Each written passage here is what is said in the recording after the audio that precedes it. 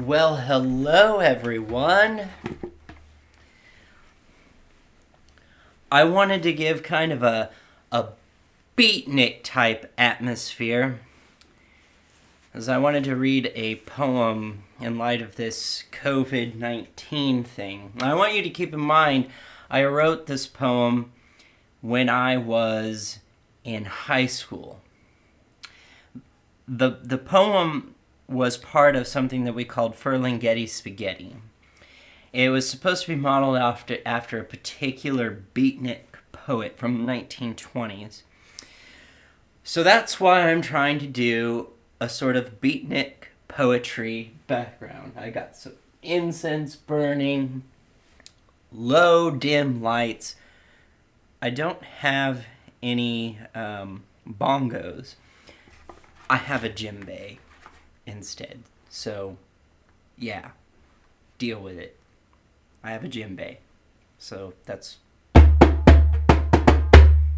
what I'm using.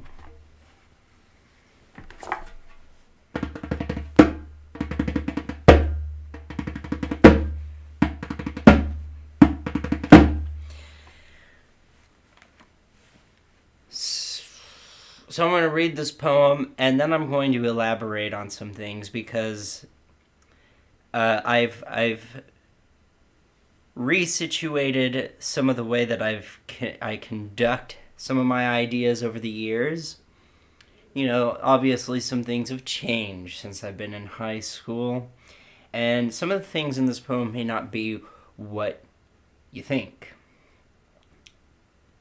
This is the edited version in speech form. I will not be reading the unedited version, but it's called A Creature Against Humans. I am waiting for Mother Nature to slow down the population.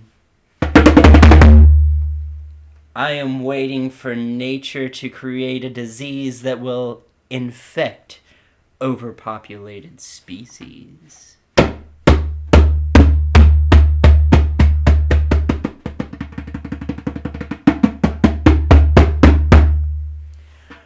I am waiting for this epidemic. I'm waiting for AIDS to spread out of control. I am waiting for the population of gay people to rise.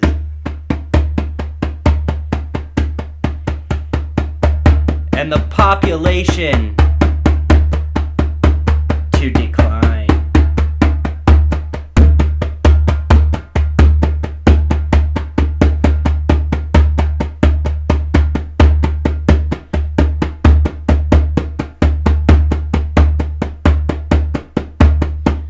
I am waiting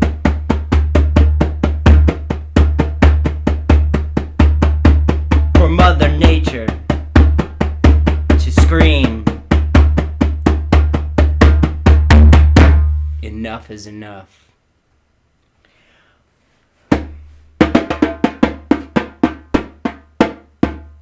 I am waiting for a disease that makes it harder to breed. I am waiting for it to stop mass orgies. I am waiting for people to stop taking over the world with all these babies. I am waiting for the individual to realize that it is fair. It's not fair for the individual to get the disease and the problems, but it is necessary for mankind and every other species.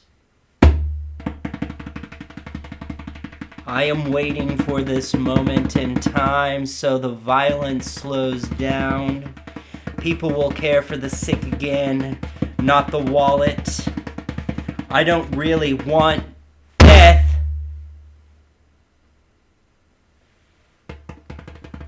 I am waiting for a chance to start over before nature decides mankind is just another thorn in her side and one big comet hits us and ends it all. I am waiting for it to clear up so humans can breathe. and not take up so much room so animals can live here too. I am waiting for this. And you can too. Be a part of the solution, not the problem. I guess we are too stupid to avoid the poisons of life. That's okay, because then I become some crazy guy because I lose interest in the cause and just wonder and wait for everyone to just die.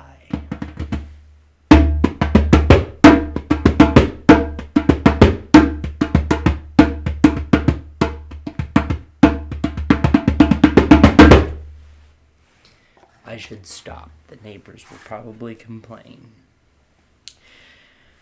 So let me stop. Like I don't have any beatnik attire because most of my wardrobe is either grunge or goth. Anything with color to it is probably grungy or punk. And the rest of it's just my wardrobe is fucking black. I know that's pretty standard, I think, for a lot of like the conception of beatnik poets, but not really. It wasn't.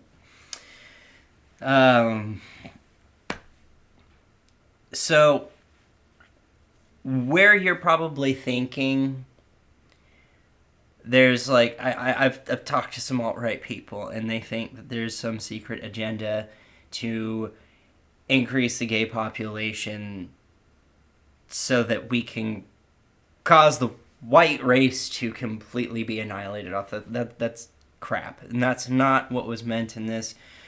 When I said in this poem that I wanted the gay population to rise,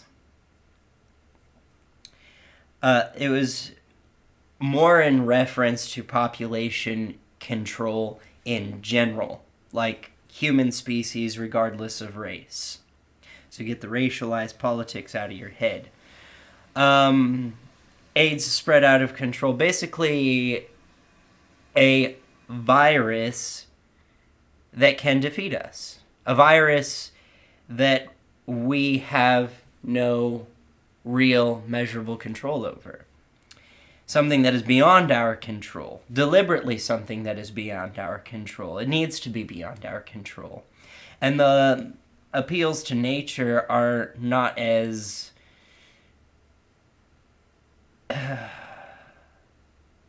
what's the word I'm looking for? I care about the environment. Yes, I do. Global warming is real. I'm not a climate change denialist. I think there's lots of evidence to show that it's real. But this is not what this is talking about. Mother Nature saying enough is enough. It's basically saying that the overall construct of this poem was to say that when humanity is faced with crisis, we supposedly, hopefully, stop caring about petty things that have no relevance really to us at all. Things that only really matter to us in our imagination because we give them, and we stop caring about those things, and we start caring about each other again. We stop over politicizing and pointing fingers at it. Like this is like the political parties. It's just like they did it, no they did it, no they did it, no they did it. We stop caring about things like monetary gain. We start really truly caring about the survival of the human species. And that's what this poem is about. It's about wanting something to come along that makes people say, regardless of race, regardless of political affiliation, regardless of cultural background, regardless of any of that, we care about human life because it's being threatened now. And so all these petty lines that we draw are no longer significant when it boils down to the survival of the human race or human species in general. That's the point of the poem. So if you read anything further into that about the spread of AIDS getting out of control, gay population rising, Mother Nature saying "fuck you," you're reading too far into it. You're not reading too far into it. I like it when people can read between the lines, but you're not reading between the lines correctly.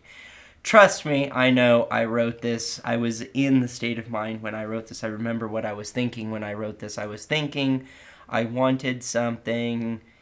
I was thinking of the concept that if a disease like a plague or something like that hit the world again, it would come down to protection of and survival of the human race, of the human species. And racial divinity or racial divisiveness would stop, classism would stop, because none of that stuff is important when it comes to the overall survival of the human species. All those things would vanish. Boy, was I wrong, wasn't I? So even though the COVID-19 thing is happening, I'm still seeing political polarity of people pointing fingers at each other saying, no, it's the left, no, it's the right, it's your fault, it's their fault. And, then it becomes, well, it's the Chinese fault. There might be some truth to that. But I don't condone harassing Asian people just because it came from China or originated from there. That's ridiculous. But no, people are taking the opportunity to still be ridiculous, aren't they?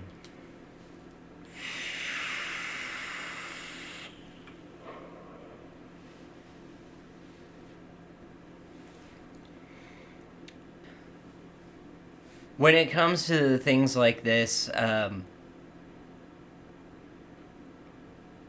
I would like to say that people will start caring about the survival of the human species rather than their own selfish things or these lines that we create through racial disparity, economic disparity, differences, or whatever have you, that those things would vanish. But when it comes to a virus like this, I quote the Cure lyrics from Where the Birds Always Sing. The world is neither just nor unjust. It's just us trying to make some sense in it. The world is neither fair nor unfair. So some survive and others die, and you always want the reason why. All I have to say to this is that I hope anyone watching this video, I hope you're one of the ones that survive. That's really all I have to say. I found it interesting. I wrote a poem about this sort of thing a long time ago, and yeah, people are still ridiculous. They don't learn anything, I guess. Well, the vast majority are followers. But we've survived the Spanish flu. We survived the plague. There will be survivors in this. And like I said, I hope whoever's watching this video, I hope you're one of the survivors, no matter who you are. I don't have much else to say on this topic.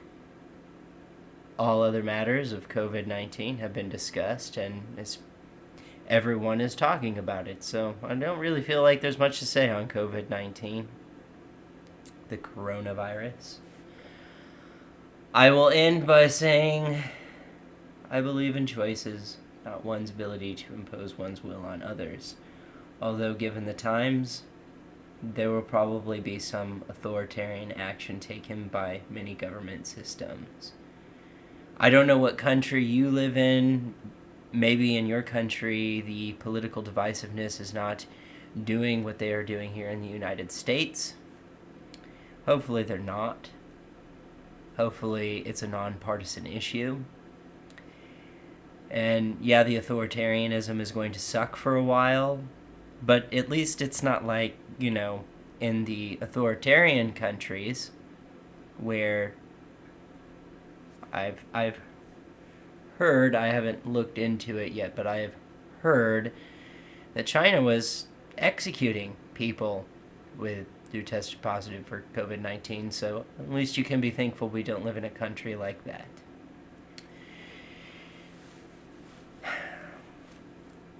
And just know, I think when it all passes, when it's all done with, we're not going to end up with an authoritarian government. And if that's your aim, I just stop. Like, we've established a society in which we can live with the maximum amount of freedoms, and that includes your freedom to be bigoted, racist, homophobic, or whatever. And I know you would like to shut down things like different cultures, multiculturalism, diversity, that kind of thing. But ultimately, it's a step towards freedom, and taking that away would be backtracking, not moving forward. So, yeah, that I believe in choices, not one's ability to impose one's will, still stands. And I'm glad that I wish the United States would catch up with the other Western world, first world counterparts. But at least we live in a free world, not a dictatorship.